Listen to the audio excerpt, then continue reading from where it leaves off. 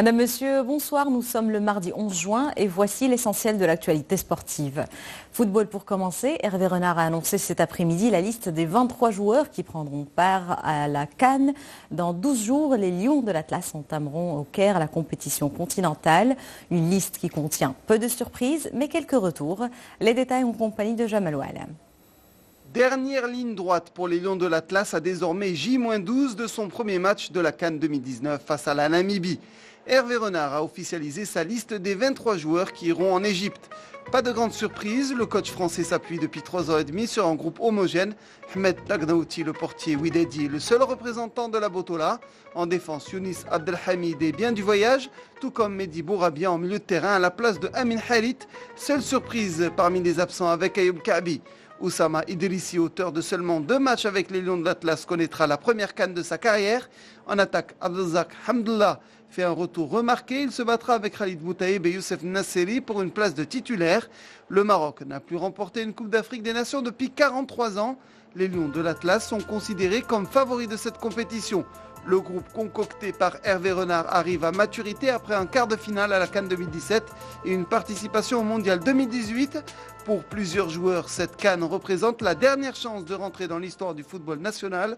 Le Maroc va disputer 2 matchs de préparation à Marrakech demain face à la Gambie et le 19 juin prochain contre la Zambie.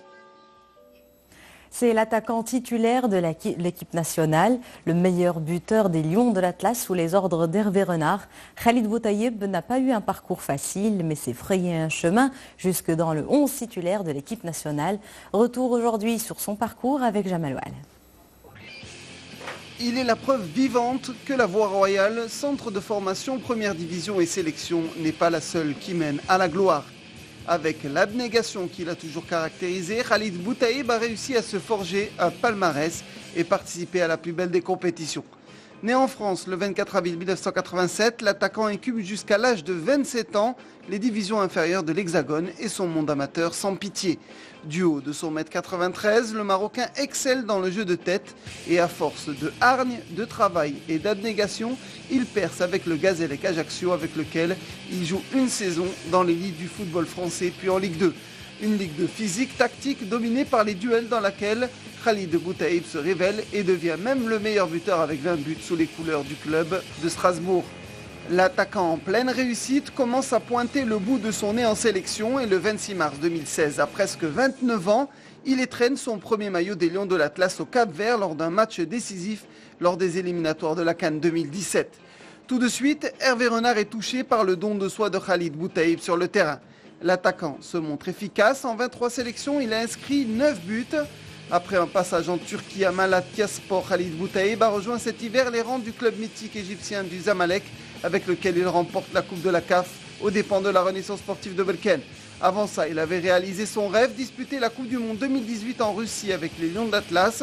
Dans 12 jours, Khalid Boutaïb va disputer la deuxième CAN de sa carrière, l'occasion pour lui de décrocher un titre historique et redonner au Maroc ses lettres de noblesse sur le continent. Place au tennis à présent. Grosse désillusion aujourd'hui pour Nick Kyrgios pour son entrée en lice au tournoi de Stuttgart. Le tennisman australien a chuté face à l'Italien Matteo Berrettini. Kyrgios, qui s'était entraîné un long mois pour arriver prêt sur gazon, n'a pas réussi à retrouver son niveau d'avant. Battu aujourd'hui en 2 manches, 6-3 et 6-4 et en à peine 53 minutes. Pareil pour le Canadien Denis Shapovalov, tête de série numéro 8, éliminé d'entrée par l'Allemand Jan-Lennard Struff. Shapovalov s'est incliné en 2 manches, 5-7 et 4-6. Il s'agit de la 3e défaite du Canadien face à Struff cette année. Et puis après 18 saisons en NBA, le quadruple champion Tony Parker a annoncé hier sur les réseaux sociaux qu'il mettait un terme à sa carrière. Sous le maillot des Spurs de San Antonio, qu'il a rejoint en 2001 à l'âge de 19 ans et sous la houlette de son mentor Greg Popovich, il a remporté au total 4 titres NBA, 2003, 2005, 2007 et 2014. Depuis 2018, moins utilisé chez les Spurs, il avait rejoint l'équipe des Hornets de Charlotte, mais cette dernière saison s'est révélée décevante. Il n'a pas foulé le parquet durant le dernier mois de la saison. Son dernier match date du 17 mars 2019 contre le Heat de Miami. Pour la première fois de sa carrière, il n'a pas joué les playoffs après 17 participations successives.